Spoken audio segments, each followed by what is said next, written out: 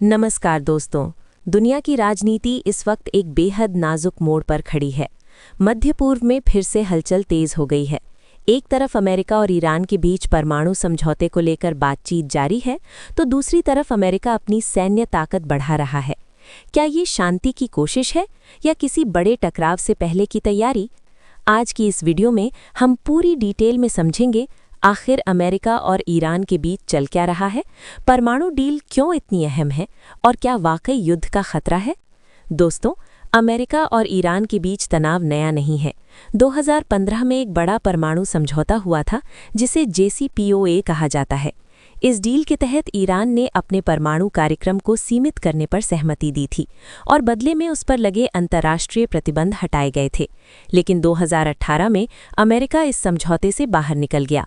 उसके बाद से दोनों देशों के रिश्ते लगातार खराब होते गए। अमेरिका का आरोप है कि ईरान गुप्त रूप से परमाणु हथियार बनाने की दिशा में बढ़ रहा है, जबकि ईरान कहता है कि उसका कार्यक्रम सिर्फ ऊर्जा और रिसर्च के लिए है।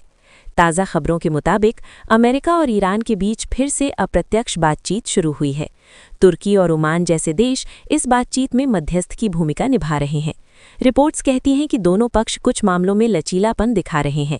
ईरान ने संकेत दिया है कि वो अपने परमाणु ठिकानों की जांच की अनुमति दे सकता है, लेकिन बदले में वो चाहता है कि उस पर लगे आर्थिक प्रतिबंध हटाए जाएं।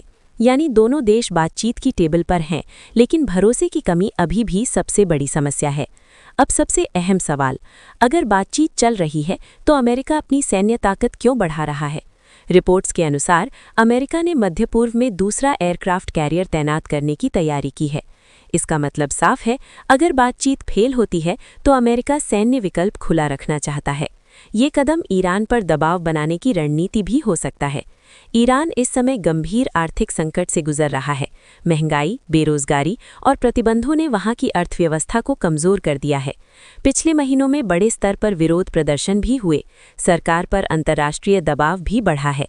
ऐसे में अगर परमाणु डील हो जाती है तो ईरान को आर्थिक राहत मिल सकती है।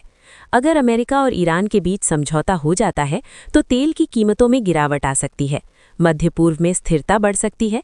लेकिन अगर बातचीत टूट जाती है तो तेल की कीमतें बढ़ सकती हैं, शेयर बाजार गिर सकता है और पूरी दुनिया पर इसका आर्थिक असर पड़ सकता है।